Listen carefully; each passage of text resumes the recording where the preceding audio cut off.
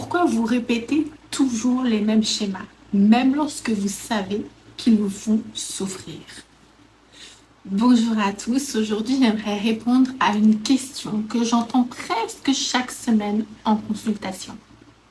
Des phrases comme « je sais que cette relation est mauvaise pour moi »,« je sais que je devrais poser mes limites »,« je sais que je n'ai rien à prouver »,« je sais que cette peur est complètement irrationnelle » et pourtant,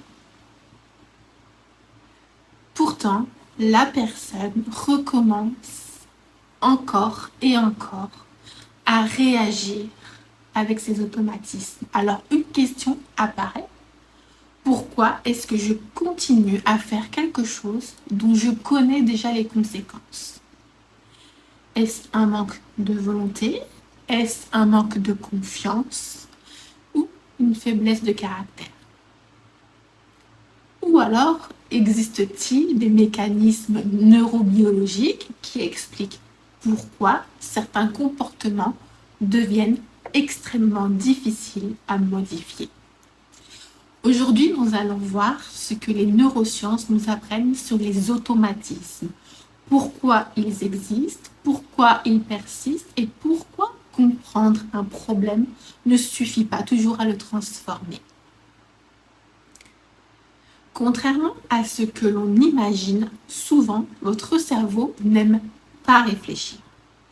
Ou plus exactement, il préfère économiser son énergie. Le cerveau représente environ 2% du poids du corps, mais il consomme environ 20% de l'énergie disponible au repos. Pour limiter cette dépense énergétique, il automatise tout ce qu'il peut. Au début, chaque apprentissage demande beaucoup d'efforts. Conduire, faire du vélo, écrire. Puis, progressivement, ces comportements deviennent automatiques. Les neurosciences parlent de mémoire procédurale, principalement impliquée dans les apprentissages répétitifs avec une participation importante des ganglions de base. Ces automatismes sont extrêmement utiles. Ils permettent au cerveau de libérer des ressources pour d'autres tâches. Le problème, c'est que le cerveau automatise aussi certaines réponses émotionnelles. Le système nerveux n'apprend pas uniquement des gestes.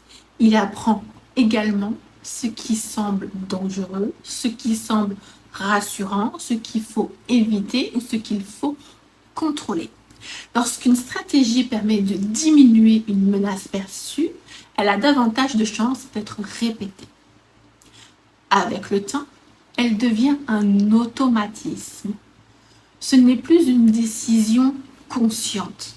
C'est une réponse qui se déclenche très rapidement, parfois avant même que vous ayez le temps de réfléchir. Voici un exemple concret. Imaginons une enfant qui grandit dans un environnement où les conflits sont fréquents. Très tôt, elle comprend qu'en évitant les désaccords, en faisant plaisir ou en anticipant les besoins des autres, l'ambiance devient plus calme. Ces comportements sont efficaces. Ils diminuent son stress, son cerveau et son système nerveux enregistrent alors cette stratégie comme utile. Des années plus tard, cette femme continue à éviter les conflits, même lorsque cela nuit à ses relations. Elle ne choisit pas consciemment cette réaction, elle reproduit une stratégie autrefois efficace. C'est ici que beaucoup de personnes se sentent perdues. Elles disent « je comprends parfaitement pourquoi je fais ça, c'est vrai, je l'ai conscientisé, mais la compréhension est importante, mais elle ne suffit pas à elle-même. Elle mobilise surtout les fonctions cognitives comme le raisonnement, l'analyse, la planification, le cortex préfrontal. Or, lorsqu'une situation est perçue comme menaçante, le système nerveux peut déclencher des réponses automatiques beaucoup plus rapides. Ces réponses ne passent pas toujours par une analyse consciente. C'est ce qui explique pourquoi une personne peut savoir intellectuellement qu'elle n'est plus en danger, tout en ressentant malgré tout une forte réaction émotionnelle. Comprendre est une étape. Modifier nos réponses automatiques en est une autre. Le cerveau ne conserve pas un comportement parce qu'il est bon. Il le conserve parce qu'il est utile. C'est une différence fondamentale. Une stratégie peut devenir inadaptée aujourd'hui, tout en ayant réellement protégé la personne auparavant. Le cerveau ne cherche pas le bonheur, il cherche la sécurité. Et tant qu'une stratégie est interprétée comme protectrice, elle aura tendance à se répéter indéfiniment. À la question, peut-on créer de nouveaux automatismes? Je réponds oui. C'est même l'un des principes les mieux établis en neurosciences, la neuroplasticité. Le cerveau reste capable de modifier ses connexions tout au long de la vie. Mais cela ne se fait pas simplement parce qu'on comprend quelque chose. Pour cela, il faut répéter de nouvelles expériences dans un contexte suffisamment sécurisant, jusqu'à ce que de nouveaux réseaux deviennent progressivement plus efficaces que les anciens. Autrement dit, on ne supprime pas un automatisme, on construit un automatisme plus adapté. Donc, on le remplace. Ce que j'observe dans Neuromind, dans mon approche, je cherche d'abord à identifier les déclencheurs, les réponses automatiques et les conséquences. Puis nous travaillons progressivement à développer des réponses plus adaptées.